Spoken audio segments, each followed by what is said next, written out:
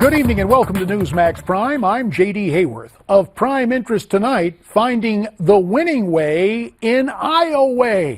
The air war has been underway for quite some time in Iowa on both radio and television. And tonight, Ted Cruz could have a case of burning ears from a new attack commercial running on radio stations throughout the Hawkeye state.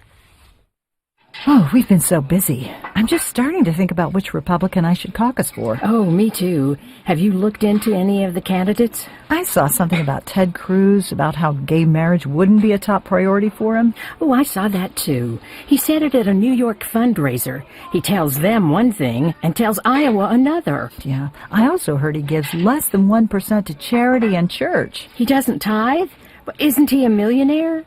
His wife worked for a big Wall Street bank, right? Yeah, Goldman Sachs. Now there's this story that his campaign was funded by a loan from Goldman, and he didn't disclose it. These phony politicians. Yeah, sounds like a whole lot of bad when it comes to Ted Cruz. One good thing, we've narrowed down our list. Yeah, not going to caucus for Cruz. So that's what's going on in Iowa. For more on this story, we're pleased to be joined via Skype from St. Petersburg, Florida, by the CEO of InsiderAdvantage, pollster Matt Towery, and Skyping in on the ground, but with us in Iowa, the president and CEO of the Family Leader, Bob Vander Plaaats. So, Bob, this ad obviously is aimed at values voters. We should note you've endorsed Ted Cruz. Can this ad work? You know, it's interesting. I was almost laughing when I was hearing the ad because they're just pulling out all the stops to put out any falsehood they can about Ted Cruz to try to get voters to go from Ted Cruz. When he has Dr. James Dobson of Focus on the Family endorsing him, Brian Brown of the National Organization endorsing him, myself of the Family Leader endorsing him, we are celebrating Ted Cruz's values. He's going to be a champion for our values. So we're excited. We're thrilled. What this ad shows more than anything, JD, he's leading the polls. And so now this is where it's going to be politics as usual.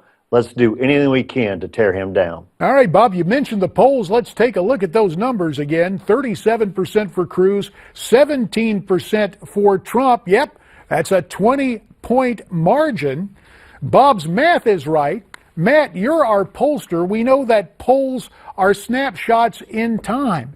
Is Cruz cemented in there in the favorite position?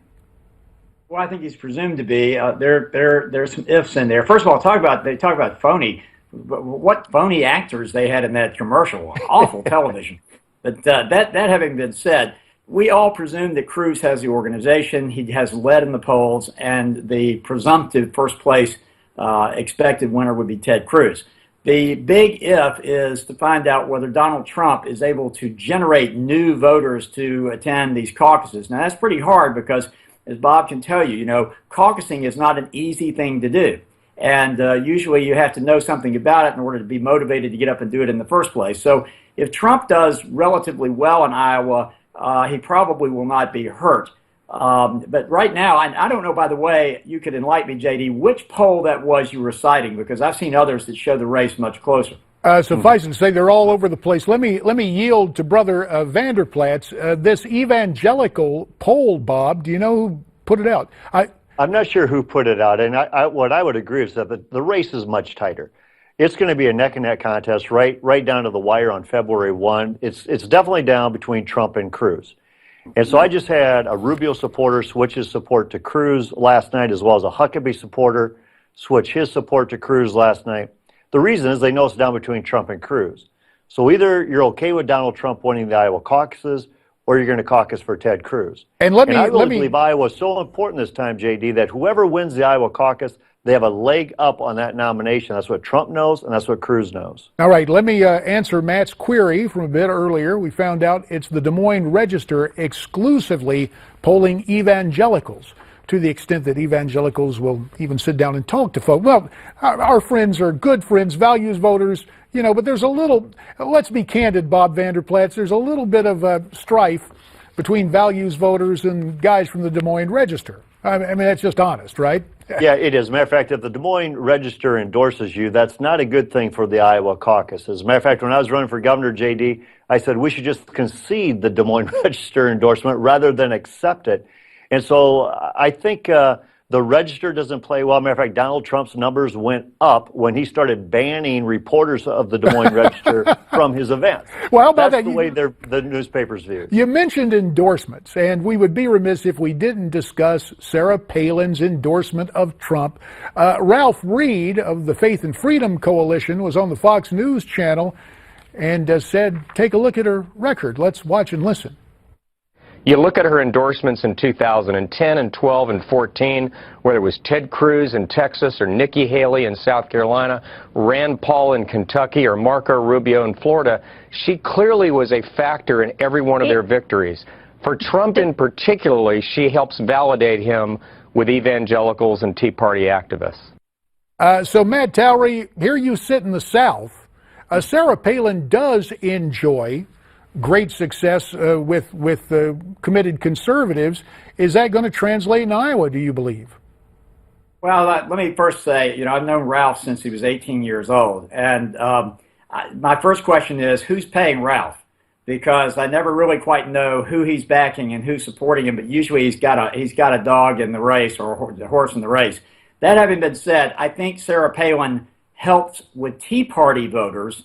I don't know about evangelicals. I think here's the big question, and I think Bob would agree with me. Probably the more influential thing we're going to hear is the final Des Moines Register poll of all the voters, because Ann Seltzer, the pollster there, has a habit of sort of at the last minute switching things up and changing her magic formula for what the turnout will be, and that sometimes actually does influence the way the race turns out. But I don't think that any one endorsement, and certainly I agree with Bob, you wouldn't want the Des Moines Register's endorsement. They have a terrible track record. Usually they endorse, you lose. All right. Well, another organization that raises some eyebrows and some ire in the state of Iowa and elsewhere, NBC News. Its new poll among evangelicals puts it this way, pretty much what we saw from the Register: 33% for Cruz, 19% for Donald Trump, and 14% for Marco Rubio. Bob, to you, Rubio, is there any way he can coalesce and gain any momentum at this juncture? I don't think so right now. I think people are kind of made up their mind that this is Trump or Cruz. A lot of people like Marco Rubio, but what's interesting, the Gang of Eight continues to haunt him, as well as people just don't see him as ready. They think he's got a bright future. They don't see him ready as being president right now. So I do think it's going to come down to Trump or Cruz. And I think Cruz has the opportunity to really coalesce, not just the evangelical voters, but that Liberty, Tea Party wing voters. Those are going to make up the majority of the caucuses. And the good news in all those polls is, well over half of the respondents are saying that Ted Cruz is either their number one or second choice.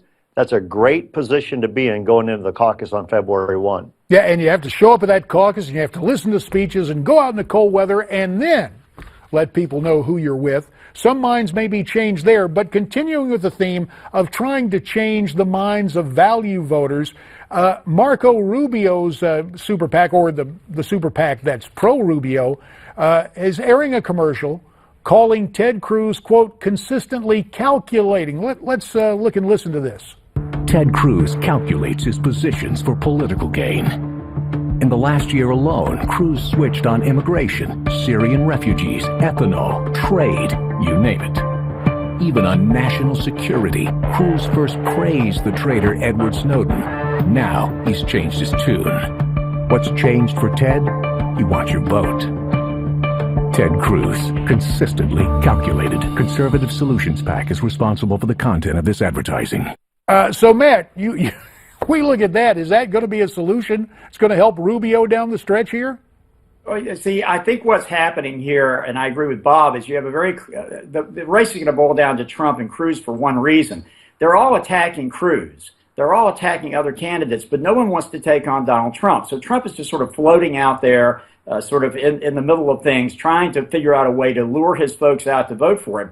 I still think Cruz is the favorite to win. I don't think Rubio needs to come in third. If Jeb Bush could come in third, it would be a miracle for him. I think his campaign is on life support if he doesn't. Rubio would like to come in at least a decent third so that he could then jumpstart and maybe have a shot in South Carolina as the lone establishment candidate left standing. But those ads are doing nothing, but I don't think they're hurting Cruz as much as they're just sort of not helping the other candidates, and they're certainly not hurting Donald Trump. Well, Bob Vander Plaaats, we just heard Matt Towery talk about a possible miracle. From what you see, is there any way that Jeb Bush can surprise people and somehow move into third in the caucuses? About 30 seconds. I don't see it. I don't think there's any surprises this Iowa caucus like the Huckabee of 08 or the Santorum of 12 or even the Jeb Bush of 2016. This race is completely different. It's going to boil down between Trump and Cruz. The race might be on for third and fourth between Rubio and Carson, but I think the real race everybody's looking at is Trump or Cruz on February 1st. All right, Bob Vander Plaaats in Iowa, Matt Towery in St. Petersburg. Gentlemen, we appreciate your time here on Newsmax Prime. So, you heard what these gentlemen had to say. Agree or disagree? We'd love you to weigh in about Iowa and the presidential race. To do so, send me your comments at newsmaxtv.com/comments. There is more ahead, so stay with us as Newsmax Prime continues.